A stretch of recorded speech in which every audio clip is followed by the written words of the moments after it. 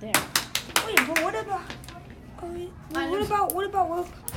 Let me see. The greatest colony ever. What about that part?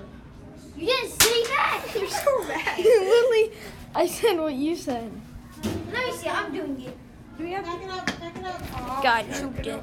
Hold We on. could have gotten one doing, Trevor. It's in the South. You can have money for free.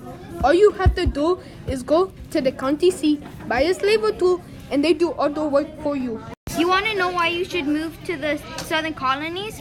It's because there are so much options on what to do. Another reason you should come to the southern colonies is because you can work for someone else or start your own job. Some of the resources grown in the south are cotton, rice, indigo, and tobacco. Wood is also an abundant resource in the south.